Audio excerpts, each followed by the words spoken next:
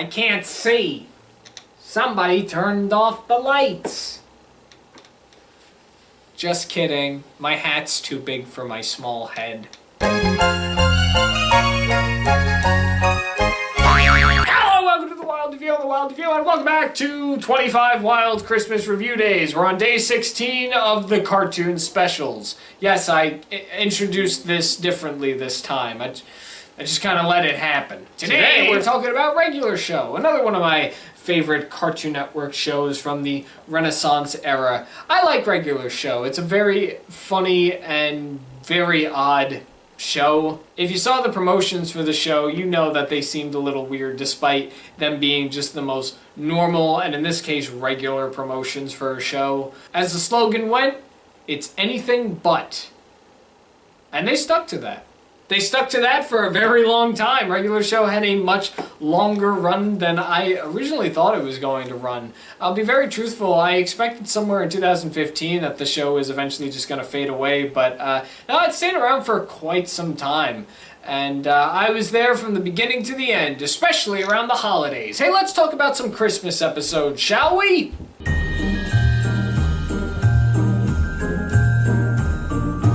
Regular Show was a cartoon that aired on Cartoon Network from 2010 till 2017, and focused on a blue jay named Mordecai and a raccoon named Rigby working at the park and often getting themselves into chaotic adventures and situations, despite trying to complete a simple task.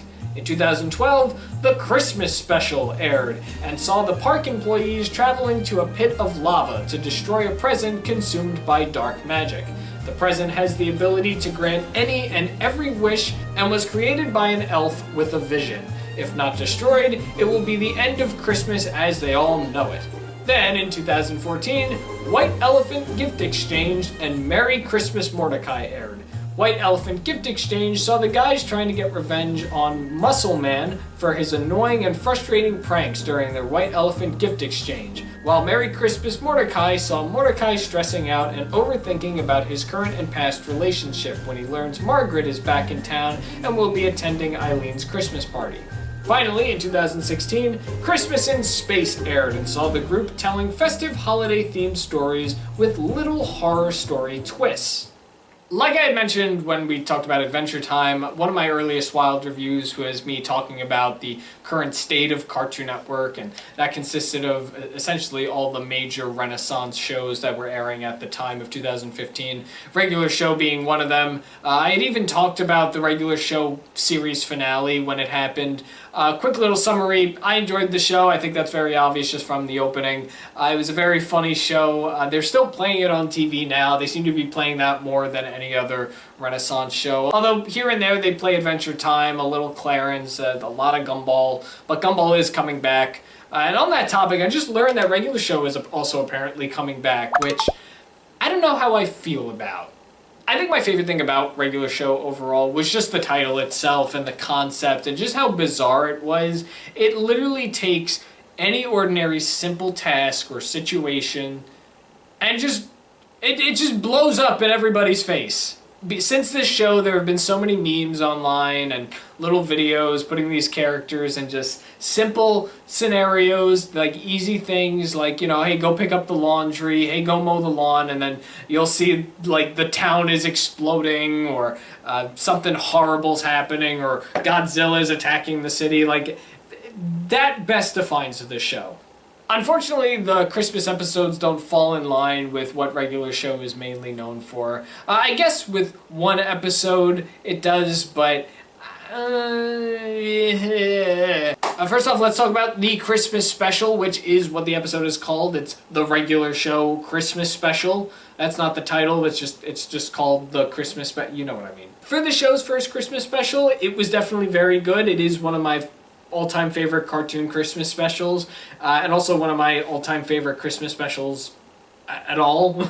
That's including live-action shows. I think what I love about it the most, honestly, is the use of Carol of the Bells by Trans-Siberian Orchestra. Regular Show is mainly known for using 80s music as its background music or for a montage. This version of Carol of the Bells is kind of a a 180 from all that. That's a fighting song, and it fit perfectly with the situation that the characters were put in. The concept was really fun. Also, the concept of having a gift so powerful that it could literally destroy Christmas, that was very creative. It feels like a Christmas special. It doesn't necessarily feel like a regular show Christmas special, because for it to be a regular show Christmas special, it has to be something absolutely bizarre, kind of fitting in the same light with how regular show usually operates. But it decided to take a little more chill route, and that's not always a bad thing. I'm not huge on the Santa in this episode, but I can tolerate him. I guess just because I'm so used to a traditional looking Santa, a bit more jolly. This guy feels like he's part of an action movie. This Santa, oddly enough, feels like he belongs in Die Hard. But it is a very enjoyable episode. Yeah, I'll be honest, I think it's really the ending that makes it one of my favorites, just because I think it fits very perfectly. Yeah, I got nothing else to say other than I just really like watching it. It's a very fun episode. The next special, which really isn't a special, it's actually just an ordinary episode. Both episodes are only about 10 to 12 minutes, and they both aired at the exact same time, but they're two completely separate episodes. White Elephant Gift Exchange, that one's very funny, that one's enjoyable. I don't like it as much as the Christmas special, but man, I love the ending. Again, I love the ending to that particular Christmas episode. This is the only one that has kind of like a wacky, non-regular moment, because all the characters are just brought to the spirit of White Elephant Gift Exchange, I guess he was. He's a white elephant, and he's gonna punish the guys for ruining White Elephant, but it doesn't end up happening. Like, it just kind of felt weirdly out of place. But this one did feel like a traditional regular show episode you would get from the series. The ending's very funny. And again, the song they put in that moment, they play Holly Jolly Christmas, I feel that fits perfectly there. It's nothing like when Carol of the Bells was playing at the climax of the Christmas special, but it just oddly enough fits well at this, I guess we'll label it a very horrible moment where Muscle Man is just getting the living crap beaten out of him. It's just very funny to watch. As for Merry Christmas Mordecai, that one is a bit different. This is one of those Mordecai has a problem with his relationship episode. We get a few of those throughout the series, especially as we go on from, I'll say season 3. There's definitely been a story arc that's been going on through this series that deals with Mordecai and his love life with Margaret, but then Margaret goes away, and now he likes CJ, who's this cloud character, and they're in a relationship for a while, and this episode kind of is right in the middle of that. This episode is also, oddly enough, a bit of a turning point for the series. It establishes that Margaret is coming back from college, so now Mordecai's going to have to deal with that, especially what happens in the episode. I guess I should spoil it, right? I mean, I've just spoiled a bit from what happened so far within this arc. So Mordecai ends up kissing Margaret despite him being in a relationship with CJ. I'm not entirely sure how it happens. I mean, they're going back and thinking about the memories they had with each other, both when they were friends and when they were going out. And then they just kiss. It wasn't like there was any mistletoe or anything. They just kiss, and CJ looks at it, and it's like, what the hell? And she storms out. And the continuation for this continues on in the next couple of episodes. In fact, the episode after this one continues on. Yeah, it's a whole big story. So honestly, like, this episode, just be prepared that if you haven't seen regular show, you're probably going to be missing a lot of context. Although it is very easy to follow and understand because it's nothing too complex. But just keep in mind, it'll be very different from what a traditional Christmas episode would be, where it's just a fun, festive episode for the holiday season.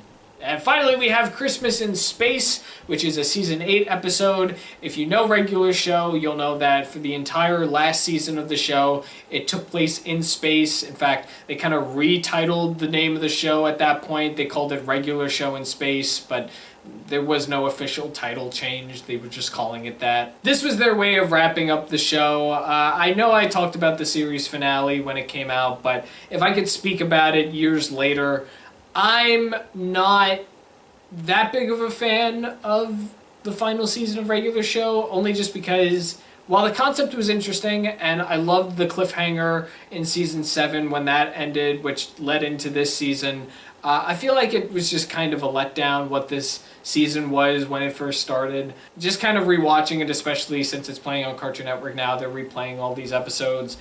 I just thought it kind of came out of nowhere. I feel like they definitely were losing something at that point with regular show. But at the same time, like, I feel like it was very fitting for regular show because, like, it fits with the tone of the show and kind of the serious action fighting story they were going for also.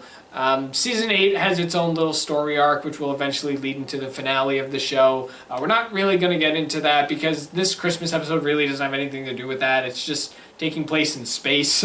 And this episode in particular shares a similar style to what they do for their Halloween episodes. It was the characters all gathering together and sharing scary stories. So it would literally be an anthology thing. It was kind of like Treehouse of Horror, but for regular show, essentially. And there weren't a lot of them. There were only about 6? It was an annual thing. At season 8, they got their own Terrors of the Park special. It was the last one, and obviously it was all space themed.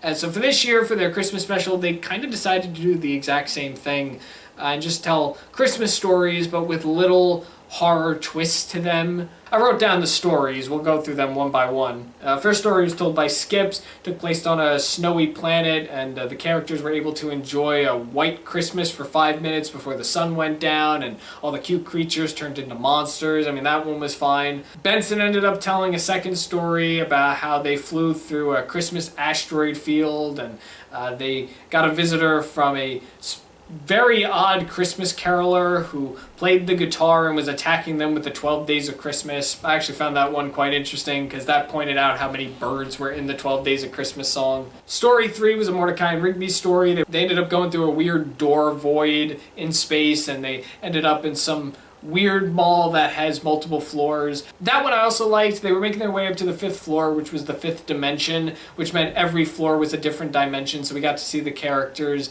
not in different art styles, but like the 4th floor was the 4th dimension, so Mordecai and Rigby were looking realistic.